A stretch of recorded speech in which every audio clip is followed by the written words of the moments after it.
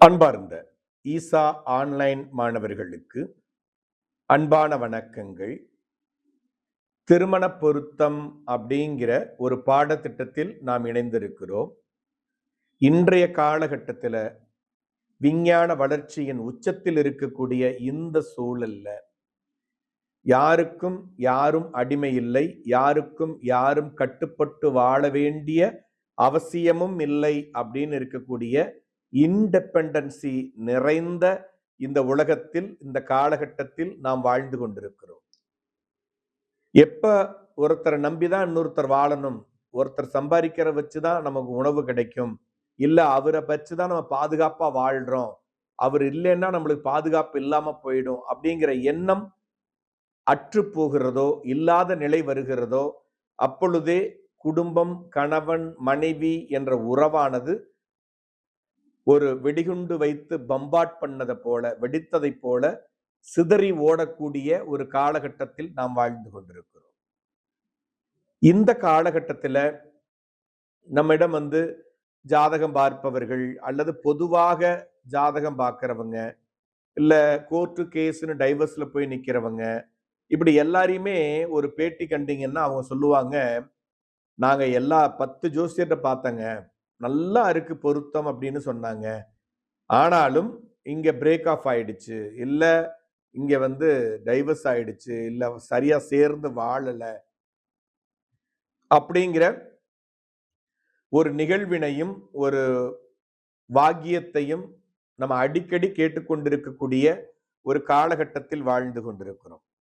அப்போ இன்னைக்கு ஒரு கணவன் மனைவி கட்டுக்கோப்புடன் வாழும் பொழுதுதான் அவர்களுக்கு உருவாகிற சந்ததியானது ஒரு சரியான பாதையில் பயணிக்க முடியும். அவர்கள் சரியான பாதையில் பயணித்தால்தான் நம் நாட்டினுடைய எதிர்காலமானது சரியான பாதையில் பயணிக்கும். அப்போ இந்த கணவன் மனைவி உறவு என்பது அவர்களை மட்டும் பாதிக்கக்கூடிய விஷயம் அல்ல, அவர்களுடைய சந்ததிகள், அதன் மூலமாக அந்த அவர்கள் வாழ்கின்ற ஊர், வாழ்கின்ற நகரம், வாழ்கின்ற நாடு, இப்படி அனைத்தையுமே பாதிக்கக்கூடிய மிகப்பெரிய காரணியாக இன்று வளர்ந்திருக்கிறது. அப்போ நம்ம நாட்டினுடைய வளர்ச்சி, இறையாண்மை, அமைதி இதெல்லாம் நிலைத்திருக்க வேண்டுமென்றால், முன்னேற்ற பாதையை நோக்கி நகர வேண்டுமென்றால், கணவன் மனைவி என்ற இந்த உறவானது மிக வலிமையானதாக, ஒருவருக்கொருவர் விட்டு கொடுத்து போகக்கூடிய தன்மையை பெற்றதாக, ஒருவருக்கொருவர் அனுசரித்து வாழக்கூடிய வாழ்வியலை பெற்றிருக்க வேண்டும். அப்போ இந்த திருமண பொருத்தம்ங்கிறது எந்த அளவிற்கு முக்கியத்துவம் வாய்ந்தது நீங்க புரிந்து கொள்ள வேண்டும். சரி, இப்போ ஒரு யாருன்னே தெரியாத ஒரு ஆண், யாருன்னே தெரியாத ஒரு பெண், அவர்கள் எப்படி ஒத்து போவார்கள் அப்படிங்கிறத சாஸ்திர ரீதியாக திருமண பொருத்தம் என்ற நுட்பத்தை எடுத்துக்கொண்டு பல்வேறு வகைகளில் அவர்களுடைய குணாதிசயங்கள், எண்ணங்கள், செயல்பாடுகள், விருப்பு வெறுப்புகள் இவற்றையெல்லாம் பகுப்பாய்வு செய்து அதன் அடிப்படையில் நம் முன்னோர்கள் பல்வேறு விதமான நட்சத்திர பொருத்தங்களை வழங்கியிருக்கிறார்கள். இந்த நட்சத்திர பொருத்தங்கள் ஒவ்வொன்றுமே ஒவ்வொரு விதமான நுட்பத்தை கையாண்டு நமக்கு வழங்கப்பட்டிருக்கிறதுங்கிறதுல ஒரு புரிதல் வேணும். எல்லாருமே சொல்லுவாங்க, ஜோதிடம் பொய், ஜோதிடம் சரியில்லை, அது விஞ்ஞான பூர்வமானது அல்ல அப்படின்னு. ஏன் அப்படி சொல்றாங்கன்னா, அவர்கள் ஜோதிடத்தை புரிந்து கொள்ளவில்லை என்பதுதான் அதில் இருக்கக்கூடிய தர்பரியம். ஜோதிடம் என்பது மனிதனுடைய மனம் சார்ந்த, எதிர்பார்ப்புகள் சார்ந்த, குணாதிசயம் சார்ந்த, அவருடைய முடிவுகள் சார்ந்த நிலைகளை எப்படி கையாள்வார் என்பதை விஞ்ஞான ரீதியாகவும், வானசாஸ்திர ரீதியாகவும், அனுபவ ரீதியாகவும், இன்னும் சொல்ல போனா சித்தர்கள், ஞானிகள் தங்களுடைய தியானத்தின் ஆய்வின் அடிப்படையில் கண்டறியப்பட்ட உண்மைகளோடு இணைந்து உருவாக்கப்பட்டதுதான் ஜோதிட சாஸ்திரம். இன்னைக்கெல்லாம் யாருங்க பொருத்தம் பார்க்கிறா, இன்னைக்கெல்லாம் யாருங்க ஜாதகம் பார்க்கிறா அப்படின்ட்டு போனீங்கன்னா மிகப்பெரிய வழிகாட்டுதலை, மிக உன்னதமான வழிகாட்டுதலை நீங்கள் வாழ்வியலில் இழக்கிறீர்கள். இதனால் உங்களுக்கு தேவையில்லாத இன்னல்கள், பிரச்சனைகள், விரயங்கள், பொருளாதார பின்னடைவுகள், சமூக சீர்கேடுகள் இவற்றையெல்லாம் சந்திக்கக்கூடிய இடத்திற்கு தள்ளப்படுகிறீர்கள் என்பதை நீங்கள் புரிந்து கொள்ள வேண்டும்.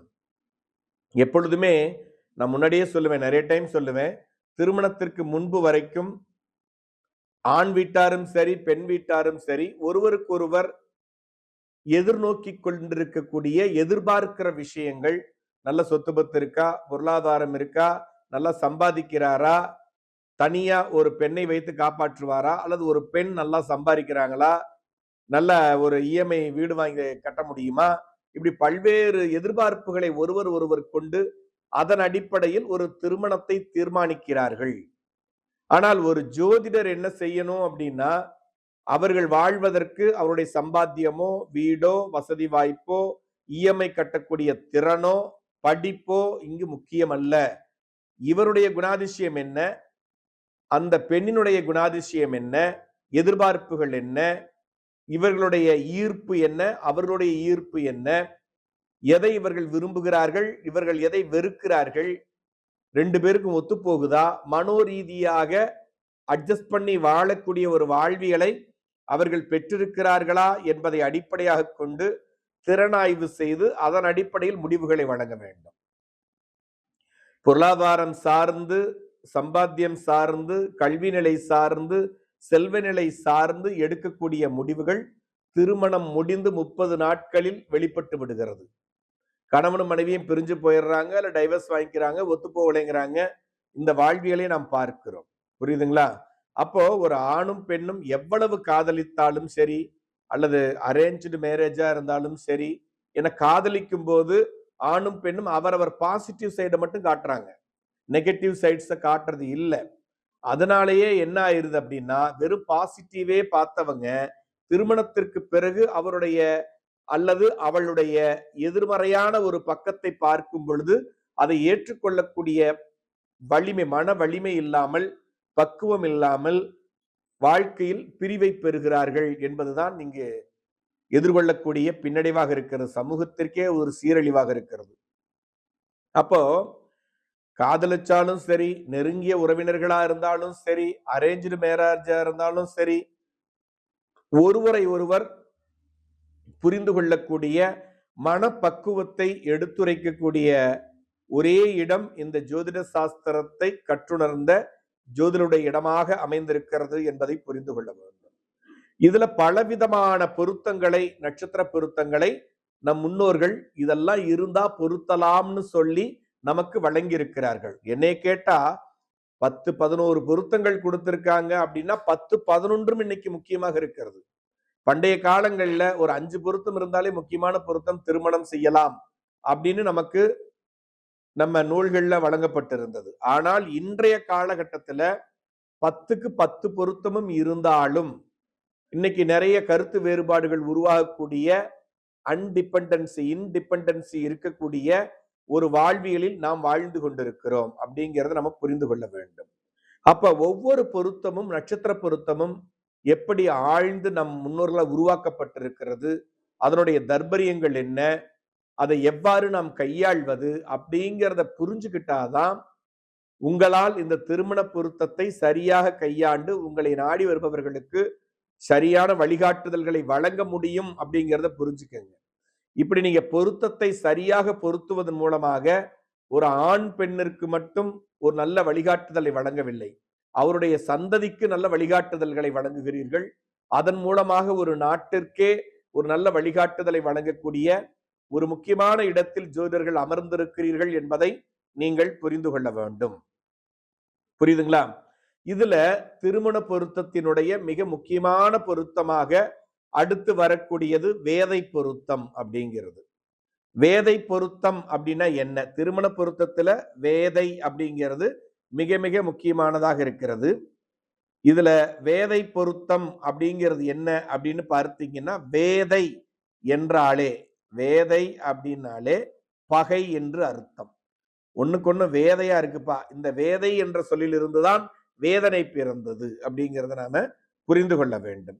அப்ப ஒரு நட்சத்திரத்திற்கு, ஒரு பெண்ணினுடைய நட்சத்திரத்திற்கு ஒரு ஆணினுடைய நட்சத்திரம் வேதையாக வரக்கூடாது அப்படிங்கிறத நீங்க புரிந்து கொள்ள வேண்டும். பெண்ணினுடைய நட்சத்திரத்திற்கு ஆணினுடைய நட்சத்திரம் வேதையாக வரக்கூடாது. நம்மளுக்கு முன்னாடியே தெரியும், எப்பொழுதுமே பெண்ணினுடைய நட்சத்திரத்திற்குத்தான் ஆணினுடைய நட்சத்திரத்தை பொருத்துவோம்.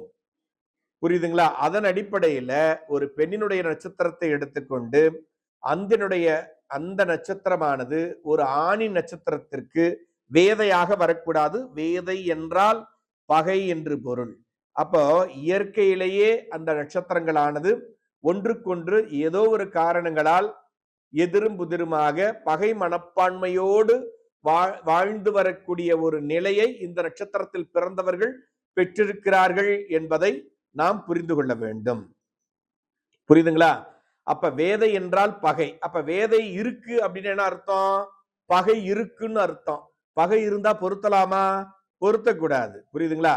வேதை இருந்தால் பெண்ணினுடைய நட்சத்திரத்திற்கு ஆணினுடைய நட்சத்திரம் வேதையாக இருந்தால் பொருத்தம் இல்லை என்று அறிய வேண்டும். இதுதான் முக்கியமான கான்செப்ட். இப்ப இதுக்கு முன்னாடி பார்த்த பொருத்தம்லாம் என்ன சொல்லுவோம்? இந்த இது பொருந்தி இருந்தால் அது பொருத்தம் உண்டுன்னு சொல்லுவோம். ஆனா அந்த வேதை பொருத்தத்துக்கு மட்டும் பெண்ணினுடைய நட்சத்திரம் ஆணினுடைய நட்சத்திரத்தோடு வேதையாக இருந்தால் பொருத்தம் இல்லை என்று கூற வேண்டும். இத பகைன்னு எடுத்துக்கங்க. வேதைங்கிறத மறந்துட்டு பகைன்னு எடுத்துக்கங்க. பெண்ணினுடைய நட்சத்திரத்திற்கு ஆணினுடைய நட்சத்திரமானது பகையாக இருந்தால் பொருத்தம் இல்லை அப்படிங்கிறத நீங்க டிஃபைன் பண்ணிக்கணும். இந்த பகை எப்படி உருவாகுது? அவங்களுக்குள்ள திருமணம் பண்ணி இவர்களுடைய செயல்பாடுகள் பிடிக்காம அவங்க செயல்பாடுகள் பிடிக்காம கருத்து வேறுபாடுகள் வந்து பகை ஏற்படுகிறதான இல்ல. இயற்கையிலேயே இவருடைய ஜென்ம நட்சத்திரத்திற்கும் ஜென்ம ராசிக்கும் ஜென்ம நட்சத்திர அதிபதிக்கும், அதாவது இப்ப பெண்ணுன்னு எடுத்துங்க, பெண்ணினுடைய ஜென்ம நட்சத்திரத்திற்கும் நட்சத்திராதிபதிக்கும் ஜென்ம ராசிக்கும், அதே மாதிரி ஆணினுடைய ஜென்ம நட்சத்திரத்திற்கும் ஜென்ம நட்சத்திராதிபதிக்கும் ஜென்ம ராசிக்கும் இயற்கையிலேயே ஒரு பகைமை உணர்வு உண்டு அப்படிங்கிறத புரிஞ்சுக்கணும். இந்த பகைமை உணர்வோடு இருவர் திருமணம் செய்யும் பொழுது என்ன ஆகும்? சின்ன சின்ன விஷயங்களுக்கெல்லாம் கருத்து வேறுபாடுகளை பெறுவார்கள், சண்டை போட்டுக்குவாங்க. பழைய காலங்களாக இருந்தால் யாரோ ஒருவர் தற்கொலை செய்து கொள்வார். இன்னைக்கு இருக்க காலத்துல என்ன பண்றாங்க? லைஃப் பார்ட்னரை கொலை செய்யக்கூட தயங்குவதில்லை, அல்லது பிரிந்து போய் விடுகிறார்கள், அல்லது டைவர்ஸ் வாங்கிக்கிற விவாகரத்து பெற்று விடுகிறார்கள். புரியுதுங்களா? அப்ப இது முக்கியமான பொருத்தம் தானே. இன்னைக்கு ஒவ்வொரு பொருத்தும் முக்கியத்துவம் பெறுவதற்கு காரணம் என்ன? இன்னைக்கு இருக்கக்கூடிய விஞ்ஞான வளர்ச்சியினுடைய உச்சத்தில் வாழ்ந்து கொண்டிருக்கக்கூடிய மேற்கத்திய நாகரிகம் கலந்த ஒரு வாழ்வியலை நாம் நம்முடைய நாட்டில் பெற்றிருக்கிறோம் அப்படிங்கிறது தான். ஆகையினால நல்லா புரிஞ்சுக்கணும், வேதை என்றால் பகை. பெண்ணினுடைய நட்சத்திரத்திற்கு ஆணினுடைய நட்சத்திரம் வேதை பெற்றிருந்தால், வேதையாக இருந்தால் அப்ப என்ன அர்த்தம்? பெண்ணினுடைய நட்சத்திரத்திற்கு ஆணினுடைய நட்சத்திரம் பகை பெறுகிறது என்று அர்த்தம். அப்படி வேதை இருந்தால் பொருத்தம் இல்லை என்று அறிந்து, வேதை இருக்கிறதுனால பொருத்தம் இல்லைங்க அப்படின்னு சொல்லி அவர்களுக்கு இந்த பொருத்தம் ப்ராப்பரா இல்லை அப்படிங்கிறத எடுத்துரைக்க வேண்டும். இந்த வேதை இருக்கிறது அப்படின்னா இது என்ன மாதிரி மாற்றங்களை ஏற்படுத்தும், பகைமையை ஏற்படுத்தும் அப்படின்னு பார்த்தீங்கன்னா, ஒருவருக்கொருவர் குணாதிசய ரீதியான மாறுபாடுகளை வேறுபாடுகளை பெறுவார்கள். ஒரு பெண்ணினுடைய குணாதிசயம் ஒரு ஆணினுடைய குணாதிசயத்திலிருந்து முற்றிலும் மாறுபட்டதாக இருக்கும். புரியுதுங்களா? இவங்க ஒரு விஷயத்தை விட்டு கொடுத்துட்டு போலான்னு நினைப்பாங்க ஒரு பெண். ஆனால் ஒரு ஆண் அதுல விடாப்புடியா இருந்து, இல்ல இதை செஞ்சுதான் ஆகணும், இதை எப்படி இப்படி கேட்கலாம், இது எப்படி பேசலான்னு தொடர்ந்து கொண்டே இருப்பார்கள். சில விஷயங்கள்ல ஒரு பெண் பெருந்தன்மையாக விட்டு கொடுக்கக்கூடிய ஒரு நிலையை ஒரு ஆண் என்ன பண்ணுவாங்க? பயங்கர ஸ்ட்ரிக்டா ஃபாலோ பண்ணுவாங்க. ஒரு ஆண் விட்டு கொடுத்துட்டு போகணும்னு நினைக்கிறத ஒரு பெண் அது எப்படி அப்படி விட்டு கொடுத்துட்டு போறது அப்படின்னு சொல்லி அவங்க என்ன பண்ணுவாங்க? அதுக்கு அதிக முக்கியத்துவம் கொடுத்து அந்த பிரச்சனைகளை பெரிதுபடுத்துவார்கள்.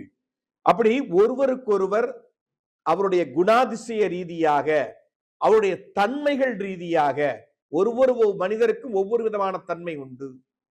அந்த தன்மைகள் எதன் அடிப்படையில் அவர்கள் பெறுகிறார்கள் அப்படின்னு பார்த்தீங்கன்னா, அவர்களுடைய நட்சத்திராதிபதி கிரகத்தினுடைய தன்மைகளின் அடிப்படையில் அவருடைய சிந்திக்கும் திறன், விட்டு கொடுக்கும் திறன், எதிர்பார்க்கக்கூடிய வாழ்வியல் இவையெல்லாம் அமைகிறது. அப்போ ஒரு பெண்ணினுடைய குணாதிசயமும் எதிர்பார்ப்புகளும் விட்டு கொடுத்து போறாங்களா, பிடிவாதமா இருக்காங்களா, கோபப்படுறாங்களா, சாந்தமா இருக்காங்களா அப்படிங்கிறதெல்லாம் எதை அடிப்படையாக கொண்டு அமைந்திருக்கிறது என்றால் அந்த பெண்ணினுடைய நட்சத்திர அதிபதி கிரகத்தை பொறுத்து அமைகிறது. அதே மாதிரி ஒரு ஆண் எடுத்தீங்கன்னா அவருடைய குணாதிசயம், எண்ணங்கள், எதிர்பார்ப்புகள், அவர்கள் எதுக்கு அதிக முக்கியத்துவம் கொடுப்பாங்க, பிடிவாத குணத்தோடு இருப்பாங்களா, டாமினேட்டிங் கேரக்டரோட இருப்பாங்களா, பெரியவர்களை மதிப்பார்களா, இல்ல இதெல்லாம் எதை பொறுத்து அமைகிறதுன்னா அந்த ஆணினுடைய ஜென்ம நட்சத்திர அதிபதியினுடைய கிரகத்தினுடைய தன்மையை அடிப்படையாக கொண்டது. அப்போ ஒரு திருமணத்துல ஒரு கணவனும் மனைவியும் இணைகிறார்கள் என்றால் இவங்களுடைய குணாதிசயம், எதிர்பார்ப்பு, விட்டு கொடுக்கும் திறன், அட்ஜஸ்ட் பண்ணக்கூடிய தன்மை, இது எல்லாமே யாரோட ஒத்து போகணும்? ஒரு ஆணோடு, அவருடைய தன்மையோடு, அவருடைய குணாதிசயத்தோடு, எதிர்பார்ப்போடு, அவருடைய வாழ்வியலோடு ஒத்து போக வேண்டும். அப்படி ஒத்து போகலைன்னா அவங்க ஒத்து வாழ முடியாத நிலை ஏற்படும். புரியுதுங்களா?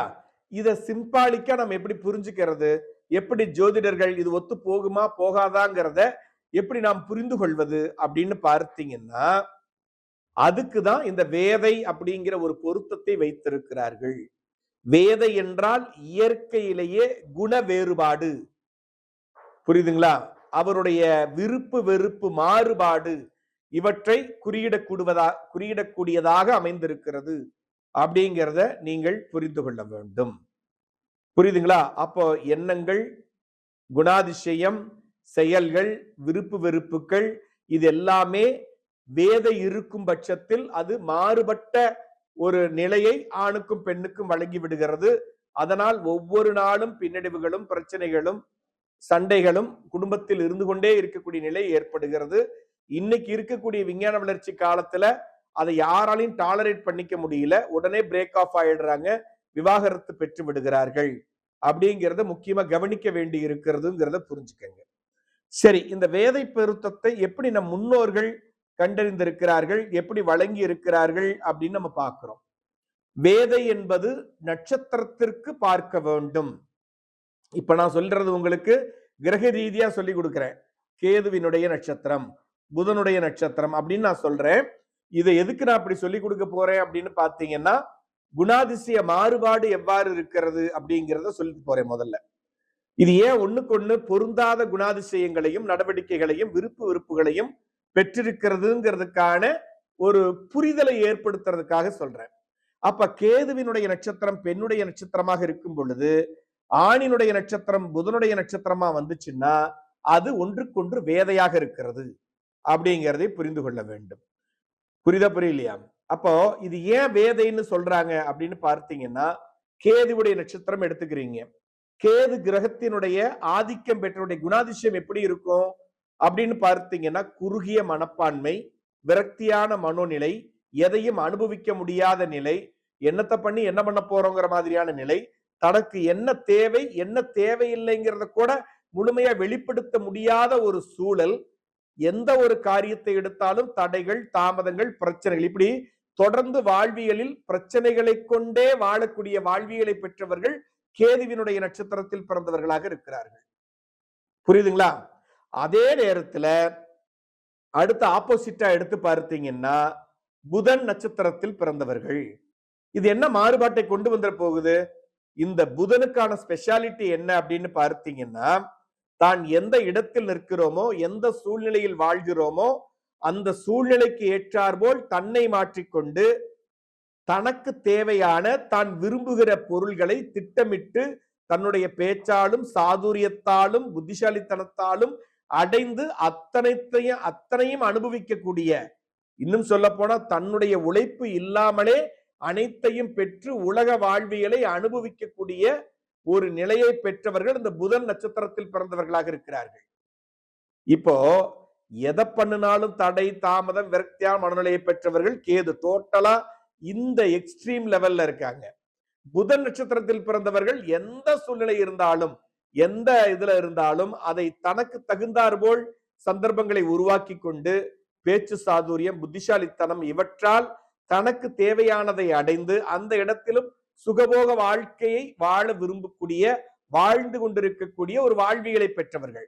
இவர்கள் இந்த எக்ஸ்ட்ரீம் லெவல்ல இருக்காங்க. புரியுதுங்களா?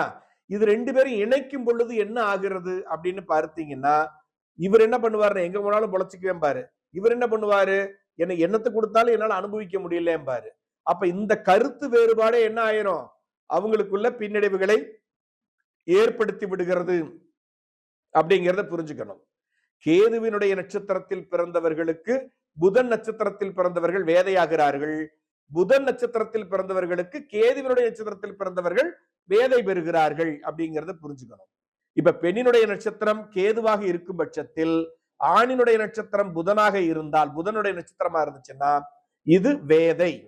அதே நேரத்துல பெண்ணினுடைய நட்சத்திரம் புதனுடைய நட்சத்திரமா இருந்து ஆணினுடைய நட்சத்திரம் கேதுடைய நட்சத்திரமா இருந்தாலும் வேதை உருவாகும் அப்படிங்கிறத நீங்க புரிந்து கொள்ள வேண்டும் அப்படிங்கிறத புரிஞ்சுக்கங்க.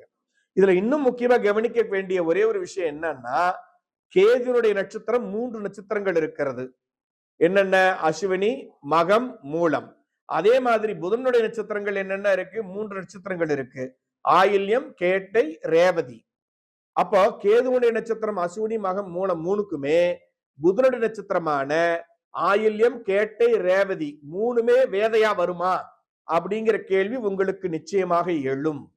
இதை நீங்கள் நன்றாக புரிந்து கொள்ள வேண்டும். புரியுதா? அப்படி அல்ல. கேதுவினுடைய 3 நட்சத்திரத்துக்குமே புதனுடைய 3 நட்சத்திரமும் வேதையாக வராது. இப்ப உதாரணமா அஸ்வினி நட்சத்திரம் எடுத்துக்கோங்க. கேதுனுடைய நட்சத்திரம் யாரு? ஒரு பெண்ணினுடைய நட்சத்திரம் அஸ்வினின்னு எடுத்துக்கிட்டீங்கன்னா, ஆணினுடைய நட்சத்திரம் கேட்டையாக இருந்தால் வேதை வரும்.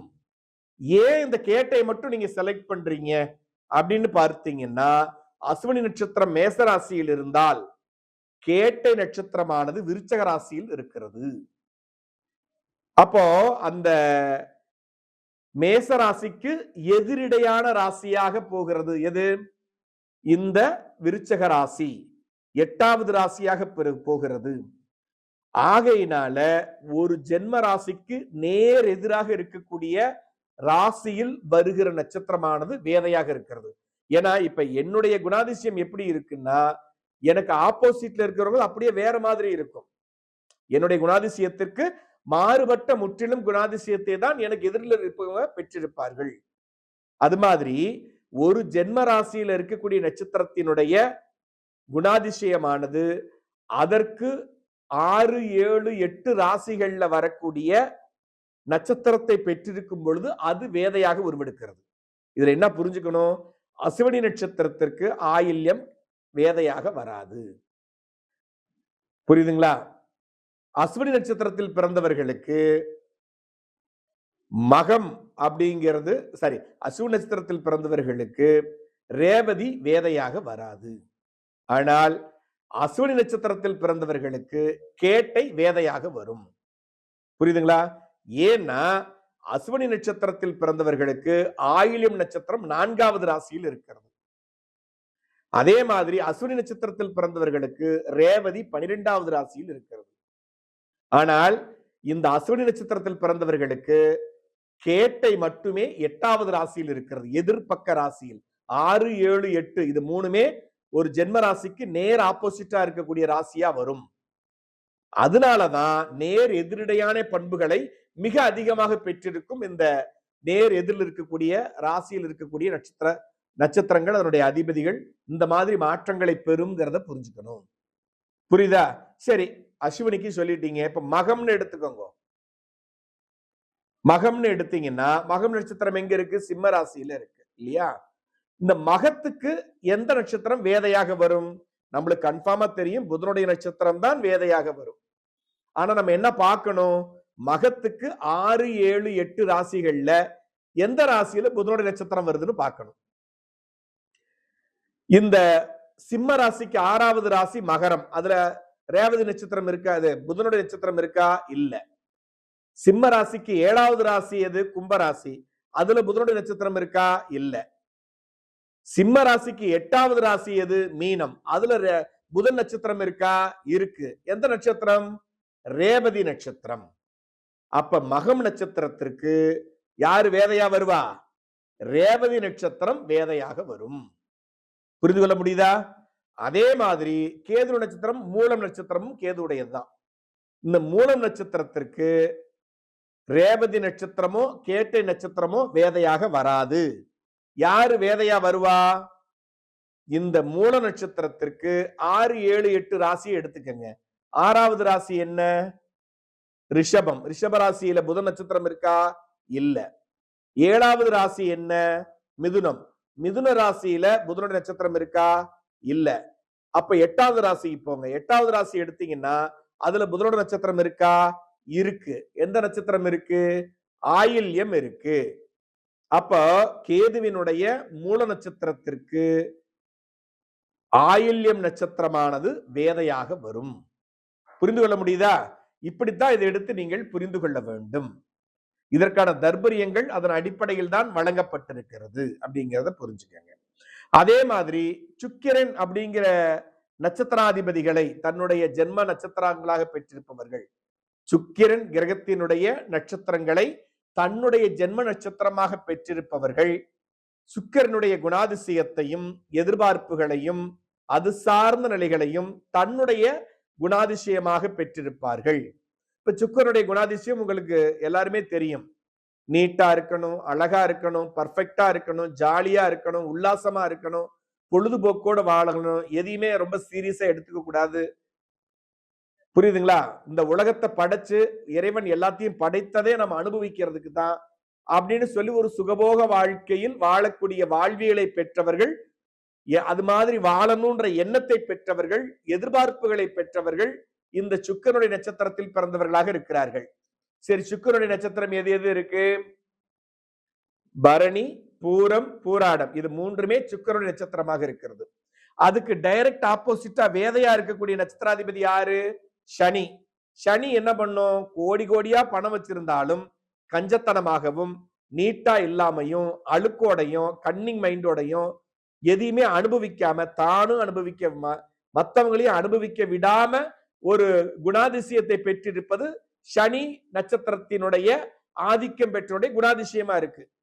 இந்த சுக்கிரனுடைய ஆதிக்கம் பெற்ற மக்களுடைய குணாதிசயமும் அந்த சனி கிரகத்தினுடைய ஆதிக்கம் பெற்ற சனி கிரகத்தினுடைய நட்சத்திரத்தின் ஆதிக்கம் பெற்றவர்களுடைய குணாதிசயமும் நேர் எதிரடையான நிலைகளை பெற்றிருக்கிறது. சுக்கிரன் இந்த பக்கம் சவுத் போல் அப்படின்னா சனி அந்த பக்கம் நார்த் போல்ல இருக்கு. ஒன்றை ஒன்று தொட முடியாத அளவிற்கு ஒரு மாறுபட்ட குணாதிசயங்களை பெற்றிருக்கிறது அப்படிங்கிறதா இதனுடைய நிலை.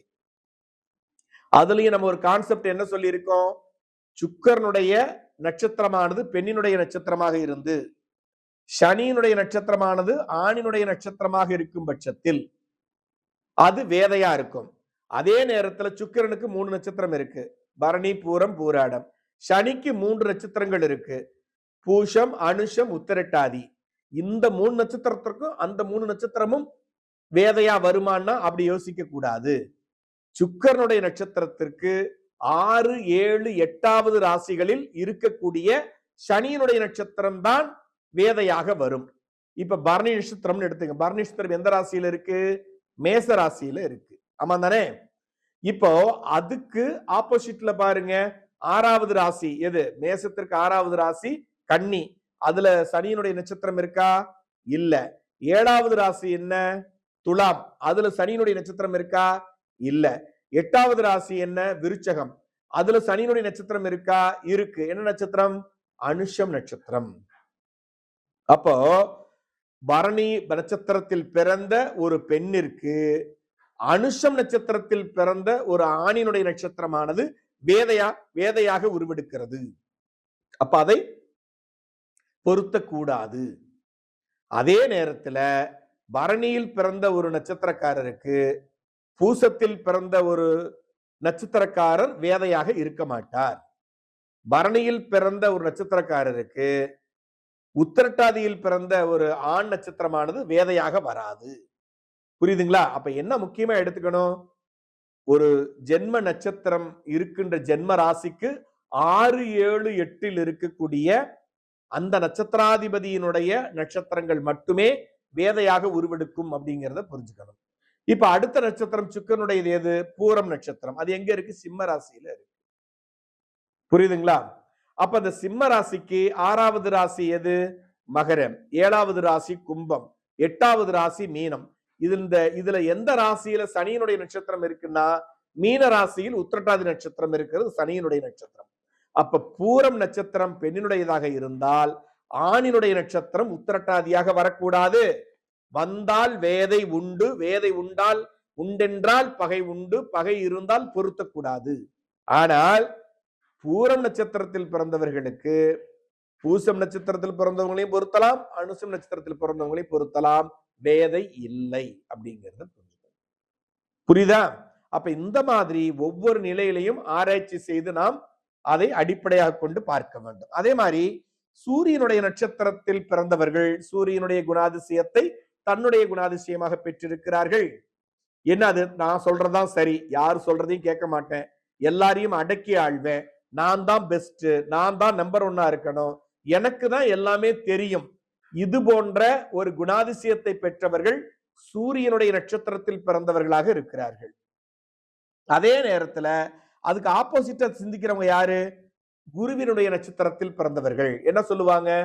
பெரியவங்க என்ன சொல்றாங்களோ அதை கேட்டுதான் நடக்கணும், ஆட்சியில் இருப்பவர்கள் யார் இருக்காங்களோ அதை கேட்டு நடக்கணும், எது நியாயமோ அதைத்தான் செய்யணும், எது தர்மமோ அதைத்தான் கடைபிடிக்கணும், குருமார்கள் சொல்றத கேட்டு நடக்கணும். புரியுதுங்களா?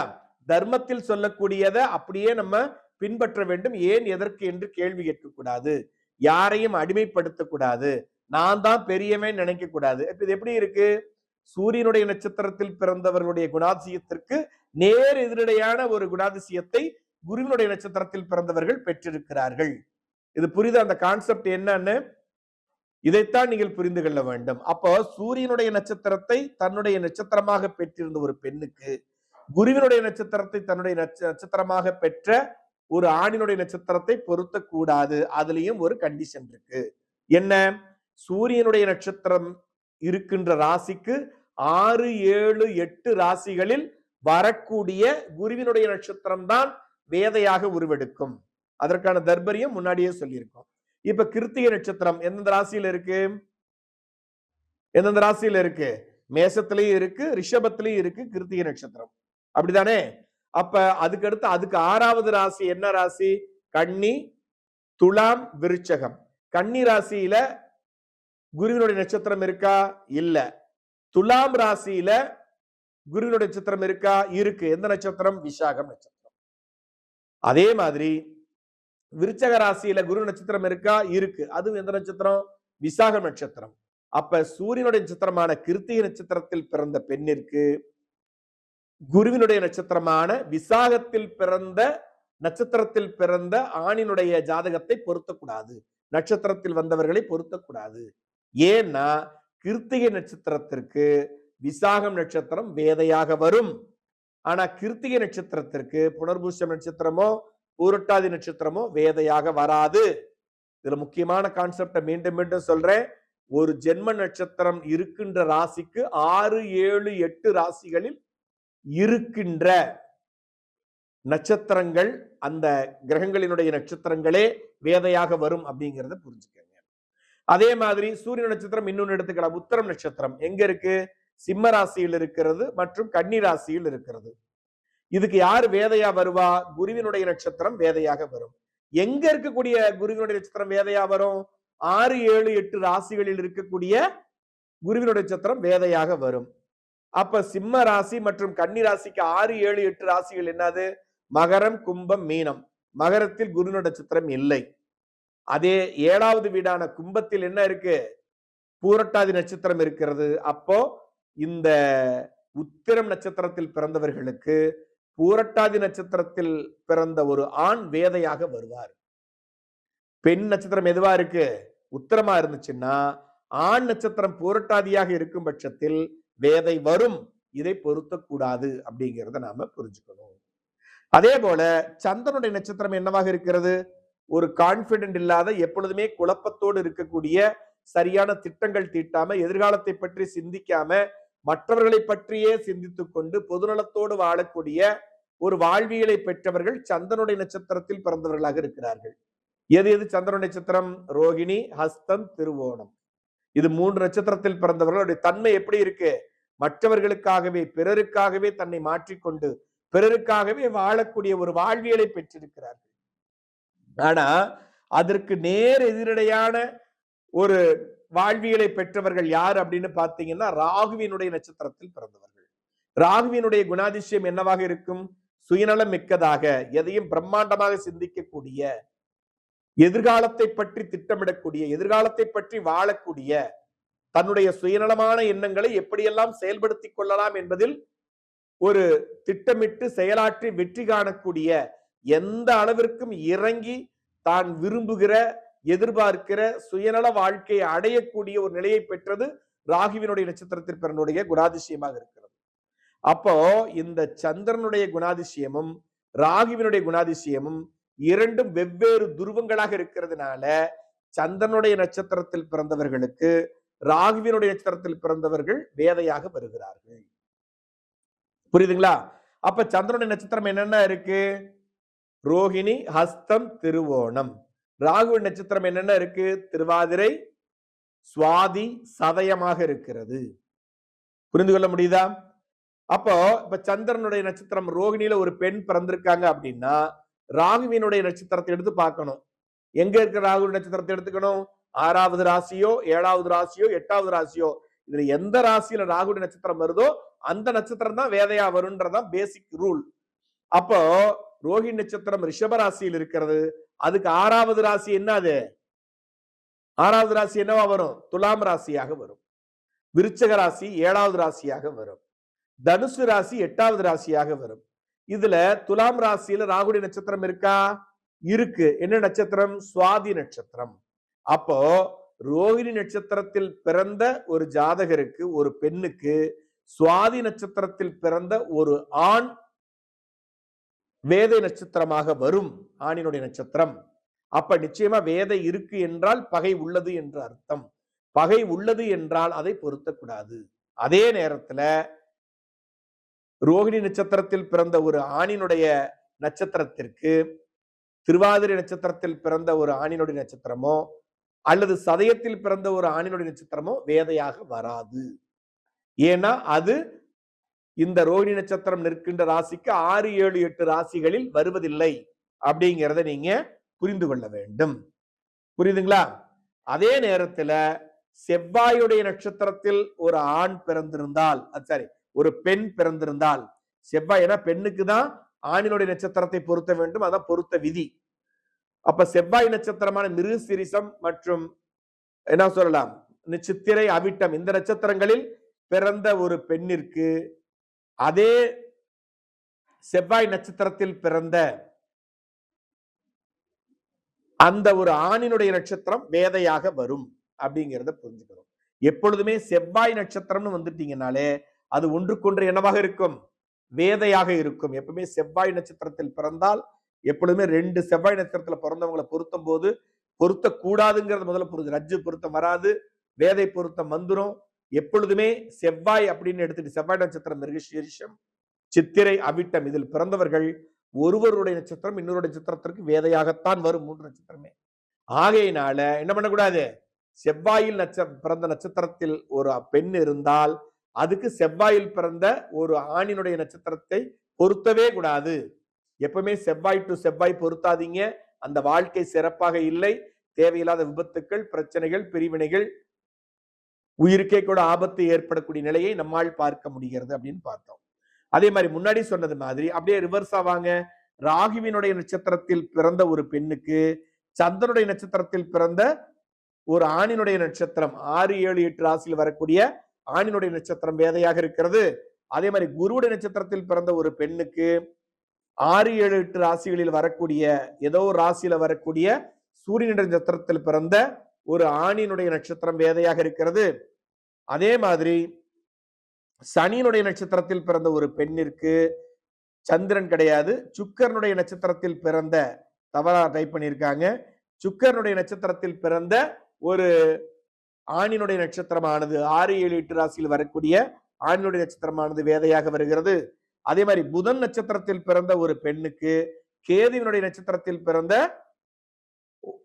6, 7, 8 ராசியில் உள்ள ஒரு ஆணினுடைய நட்சத்திரமானது அது வேதையாக வருகிறது அப்படிங்கிற பேசிக் பிரின்சிபிள்ஸ எதுக்காக இந்த பொருத்தம் கொடுக்கப்பட்டிருக்கிறது. இந்த பொருத்தம் இல்லைன்னா என்னென்ன மாதிரி அவங்க பலவீனங்களை அனுபவிப்பார்கள்.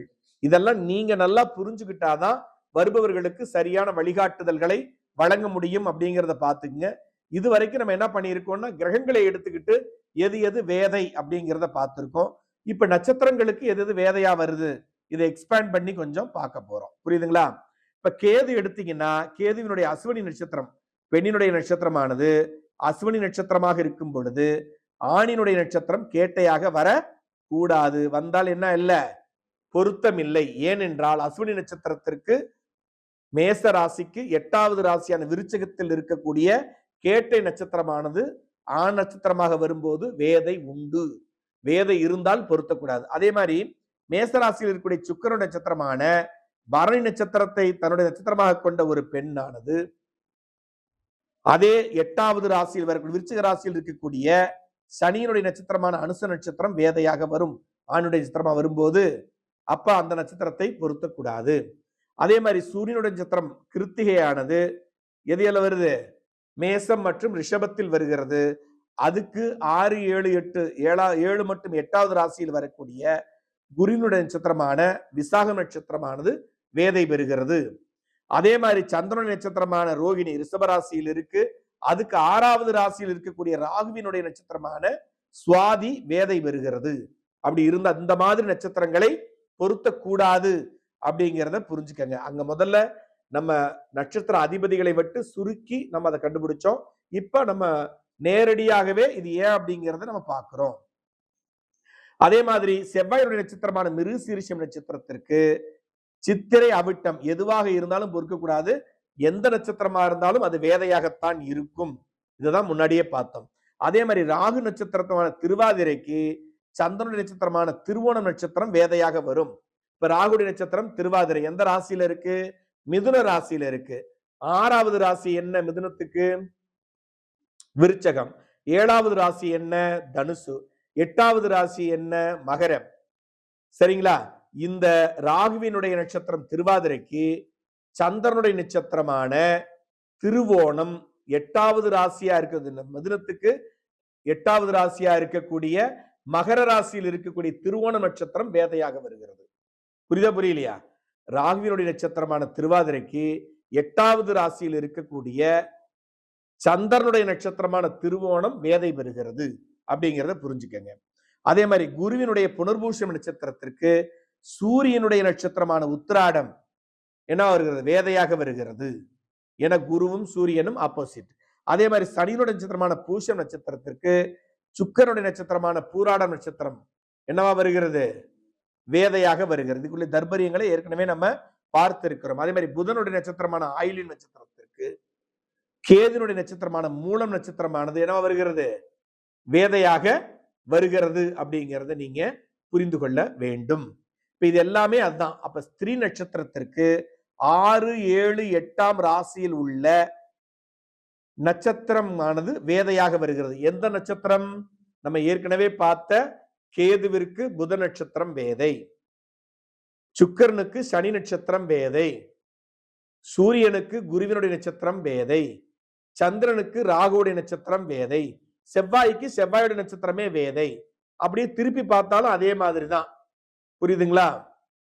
அப்ப இதை புரிந்து கொண்டு அந்த நட்சத்திரங்கள் எல்லாம் இந்த ஒரு பெண்ணினுடைய நட்சத்திரத்திற்கு வரக்கூடிய அந்த நட்சத்திராதிபதிக்கு 3 நட்சத்திரம், அதுக்கு வேதையா வரக்கூடிய நட்சத்திராதிபதிக்கு 3 நட்சத்திரம் இருந்தாலும் 6, 7, 8 ராசிகளில் வரக்கூடிய நட்சத்திரம் தான் வேதை பெறும் அப்படிங்கிறத நீங்க புரிந்து கொள்ளுங்கள். இதை அடிப்படையா வச்சுக்கிட்டு நீங்க புரிஞ்சுக்கிட்டே வந்தீங்கன்னா நிச்சயமா இதுல நல்ல புரிதல் இருக்கும். இந்த வேதை பொருத்தத்தினுடைய முக்கியத்துவம் உங்களுக்கு புரியும். அதே மாதிரி கேதுவினுடைய நட்சத்திரமான மகம் நட்சத்திரத்திற்கு புதனுடைய நட்சத்திரமான ரேவதி நட்சத்திரம் வேதை பெறுகிறது, பொருத்தம் இல்லை. அதே மாதிரி சுக்கிர நட்சத்திரமான பூரம் நட்சத்திரத்திற்கு சனியுடைய நட்சத்திரமான உத்திரட்டாதி வேதை பெறுகிறது, பொருத்தம் இல்லை. சூரிய நட்சத்திரம் உத்திரம் நட்சத்திரத்திற்கு குருவினுடைய பூரட்டாதி நட்சத்திரம் வருகிறது, இது பொருத்தம் இல்லை. சந்திரனுடைய அஸ்தம் நட்சத்திரத்திற்கு ராகுவினுடைய சதய நட்சத்திரம் வேதையாக வருகிறது, பொருத்தம் இல்லை. அதே மாதிரி செவ்வாயினுடைய நட்சத்திரம் சித்திரைக்கு மிருகசீரிஷம் ரெண்டுமே வேதையா வர்றதுனால பொருத்தம் இல்லை. ராகுடைய நட்சத்திரம் சுவாதிக்கு சந்திரனுடைய நட்சத்திரம் ரோகிணி வேதையாக வருகிறது, பொருத்தம் இல்லை. குருனுடைய நட்சத்திரம் விசாகத்திற்கு சூரிய நட்சத்திரம் கிருத்திகை வேதையாக வருகிறது, பொருத்தம் இல்லை. சனியினுடைய நட்சத்திரம் அனுசத்திற்கு சுக்கிர நட்சத்திரம் பரணி வேதையாக வருகிறது, பொருத்தம் இல்லை. புரியுதுங்களா? புதனுடைய நட்சத்திரம் கேட்டைக்கு கேது நட்சத்திரம் அசுவினி என்ன வருகிறது, வேதையாக வருகிறது, பொருத்தம் இல்லை. அப்படிங்கிறத நீங்க புரிந்து கொள்ள வேண்டும். புரியுதுங்களா? இதை நல்லா புரிஞ்சுக்கிட்டீங்கனாலே உங்க வாழ்வியல் சிறப்பாக இருக்கும். அதே மாதிரி கேதுனுடைய நட்சத்திரம் மூலத்திற்கு புதனுடைய ஆயில்ய நட்சத்திரம் வேதையாக வருகிறது, பொருத்தம் இல்லை. அதே மாதிரி சுக்கரனுடைய பூராடம் நட்சத்திரத்திற்கு சனியினுடைய பூசம் நட்சத்திரம் வேதையாக வருகிறது, பொருத்தம் இல்லை. சூரியனுடைய உத்திராடம் நட்சத்திரத்திற்கு குருவினுடைய புனர்பூசம் நட்சத்திரம் வேதையாக வருகிறது, பொருத்தம் இல்லை. சந்திரனுடைய திருவோணம் நட்சத்திரத்திற்கு ராகுவினுடைய திருவோதர நட்சத்திரம் வேதையாக வருகிறது, பொருத்தம் இல்லை. அதே மாதிரி செவ்வாயினுடைய அவிட்டம் நட்சத்திரத்திற்கு சித்திரை மற்றும் மிருகசீரிஷம் வேதையாக வருகிறது, பொருத்தம் இல்லை. ராகுவினுடைய சதயம் நட்சத்திரத்திற்கு சந்திரனுடைய அஸ்தம் நட்சத்திரம் வேதையாக வருகிறது, பொருத்தம் இல்லை. குருவினுடைய பூரட்டாதி நட்சத்திரத்திற்கு சூரியனுடைய உத்திரம் நட்சத்திரம் வேதையாக வருகிறது, பொருத்தம் இல்லை. சனியினுடைய உத்திரட்டாதி நட்சத்திரத்திற்கு சுக்கரனுடைய பூரம் நட்சத்திரம் வேதையாக வருகிறது, பொருத்தம் இல்லை. புதனுடைய ரேவதி நட்சத்திரத்திற்கு கேதுனுடைய மகம் நட்சத்திரம் வேதையாக வருகிறது, பொருத்தம் இல்லை. அப்படிங்கிற விஷயங்களை புரிந்து கொள்ள வேண்டும். இதுல என்ன நீங்க புரிஞ்சுக்கணும்னா, இன்னும் ஷார்ட்கட் பண்ணி புரிஞ்சுக்கணும்னா, அஸ்வினிக்கு கேட்டை வேதை, கேட்டைக்கு அஸ்வினி வேதை, அப்படி அப்படியே நீங்க புரிஞ்சுக்க வேண்டியதுதான். புரியுதுங்களா? பரணிக்கு அனுஷம் வேதை, அனுஷத்துக்கு பரணி வேதை. புரியுதுங்களா? அதே மாதிரி கிருத்திகைக்கு விசாகம் வேதை, விசாகத்துக்கு கிருத்திகை வேதை. புரியுதா இல்லையா? எல்லாமே பாத்தீங்கன்னா இதுக்கு அது 7 அப்படின்னா 8 6 7 8 இருந்தா அந்த நட்சத்திரத்துக்கு இந்த நட்சத்திரம் 6 7 8வது நட்சத்திரமா வரும். ரோகிணி நட்சத்திரத்திற்கு சுவாதி நட்சத்திரம் வேதை என்றால் சுவாதி நட்சத்திரத்திற்கு ரோகிணி நட்சத்திரம் வேதையாக வரும். புரியுதா புரியலையா? அப்ப ரொம்ப நீங்க குழப்பிக்கலாம் வேணாம். அதே மாதிரி மிருகசீரிஷ நட்சத்திரத்திற்கு சித்திரை அவிட்டம் ரெண்டுமே வேதை, சித்திரை அவிட்டத்திற்கு மிருகசீரிஷம் வேதை. அதே மாதிரி திருவாதிரை நட்சத்திரத்திற்கு திருவோணம் வேதைன்னா திருவோணத்திற்கு திருவாதிரை வேதை. புரியுதா இல்லையா? அதே மாதிரி புனர்பூஷம் நட்சத்திரத்திற்கு உத்திராடம் நட்சத்திரம் வேதைனா உத்திராடம் நட்சத்திரத்திற்கு புனர்பூஷம் வேதை. அதே மாதிரி பூசம் நட்சத்திரத்திற்கு பூராடம் நட்சத்திரம் வேதைனா பூராடம் நட்சத்திரத்திற்கு பூசம் நட்சத்திரம் வேதை. ஆயில்யம் நட்சத்திரத்திற்கு மகம் நட்சத்திரம் வேதைனா மகம் நட்சத்திரத்திற்கு ஆயில்யம் நட்சத்திரம் வேதை. புரிந்து கொள்ள முடியுதா இல்லையா? இப்படி வைஸ் வெர்சா நீங்க எளிமையாக புரிந்து கொண்டு இந்த வேதை பொருத்தத்தினுடைய நிலைப்பாடை மிக முக்கியமாக நீங்கள் புரிந்து அதன் அடிப்படையில் செயலாற்ற வேண்டும் அப்படிங்கிறதா இதனுடைய வேண்டுகோள். அப்ப என்ன புரிஞ்சிருக்கணும், வாழ்வியல்ல நம்ம முன்னோர்கள் வழங்கி இருக்கக்கூடிய நட்சத்திர பொருத்தமானது ஒவ்வொரு பொருத்தமும் முக்கியமானது. ஒவ்வொரு பொருத்தத்திற்கும் மிக முக்கியமான மனித வாழ்வியலின் அடிப்படையிலான ஒரு ஆணும் பெண்ணும் புரிந்து வாழ்வதற்கான சூட்சமங்களை அடிப்படையா வச்சுக்கிட்டு தான் வகுத்திருக்கிறார்கள். அப்படிங்கிறதுல ஒரு புரிதல் இருக்க வேண்டும். இந்த புரிதல் இல்லாம ஒரு குருட்டுத்தனமான ஒரு சிந்தனையற்ற ஒரு தெளிவற்ற ஒரு நிலையில பொருத்தம் இருக்கு இல்ல இருக்கு இல்ல இருக்கு இல்லைன்னு சொல்லி ஒத்தையா ரெட்டையா போட்டு ஒரு ஜோதிடர் இந்த பொருத்தத்தை பார்க்கிறார் என்றால் அந்த பொருத்தத்தில் அந்த ஜோதிடருக்கு மனம் ஈடுபடாது. அந்த ஈடுபாடற்ற தன்னுடைய மனதை ஒருநிலைப்படுத்தாமல் பார்க்கக்கூடிய பொருத்தம் சிறப்படையாது. அதனால வெறும் கணக்கீடுகளை மட்டும் அடிப்படையா வச்சுக்கிட்டு 99% ஜோதிடர்கள் பொருத்தம் பார்க்கிறார்கள் இன்றைய வாழ்வியல்ல. ஆனா அது சரியான அணுகுமுறையான இல்லவே இல்லை, மிகவும் தவறான அணுகுமுறை. ஆகையினால் நீங்க என்ன பண்ணணும், இந்த பொருத்தங்களினுடைய தர்பரியங்களை அறிந்து நம்ம முன்னோர்கள் எவ்வளவு அரும்பாடுபட்டு இந்த நட்சத்திர பொருத்தங்களை வகுத்திருக்கிறார்கள், அதற்கான தர்பரியங்கள் என்ன, அதுக்கு எவ்வளவு அனுபவத்தை பெற்றிருப்பார்கள், எந்த அளவிற்கு மனித வாழ்வியலை படித்து கற்றறிந்திருப்பார்கள், அதன் அடிப்படையில் நம்மளுக்கு ஒரு சாஸ்திரத்தை உருவாக்கி கொடுத்திருக்கிறார்கள். அப்படி உருவாக்கி கொடுத்த சாஸ்திரத்தை அது பொய்யானது என்றும் தவறானது என்றும் தவறான பாதைகளில் செலுத்தப்படுகிற ஒரு சாஸ்திரமாகவும் இன்றைய மக்கள் நினைக்கும் பொழுது அணுகும் பொழுது அதை பயன்படுத்தாதவர்கள் நம்பாதவர்கள் முட்டாள்களாகத்தான் கருதப்படுவார்கள். அப்படிங்கிறத புரிஞ்சுக்கங்க. இதுல ஏன் இந்த மாதிரி அவங்க நம்புறாங்க அப்படின்னா புரிதல் இல்லாம சம்பாதிக்க வேண்டும் என்பதற்காக ஏனோ தானோ என்று மக்கள் நம்மளை நாடி வருபவர்களை பற்றி கவலைப்படாமல், ஜோதிட சாஸ்திரத்தை முழுமையாக கற்காமல், அரைகுறையாக கற்று ஜோதிடம் சொல்லக்கூடிய சுயநலமாக வழங்கக்கூடிய ஜோதிடர்களால் வரக்கூடிய அவநம்பிக்கை தான் இந்த சாஸ்திரத்தினுடைய நற்பெயரை கெடுக்கிறதை ஒழிய, இந்த சாஸ்திரமானது 100% மனித வாழ்வியலோடு பின்னி பிணைந்த மனிதனை நிம்மதியாக சுகமாக வாழ வைக்கக்கூடிய, கால விரயத்தை பொருளாதார விரயத்தை தடுக்கக்கூடிய, நல்ல சமூகத்தை உருவாக்கக்கூடிய ஒரு நிலையை வழங்குவதற்காக வழங்கப்பட்ட அற்புதமான சாஸ்திரம் இந்த ஜோதிட சாஸ்திரம் என்பதை நீங்கள் முதலில் உணர வேண்டும் அப்படிங்கிறது அதனுடைய தர்பரியம்.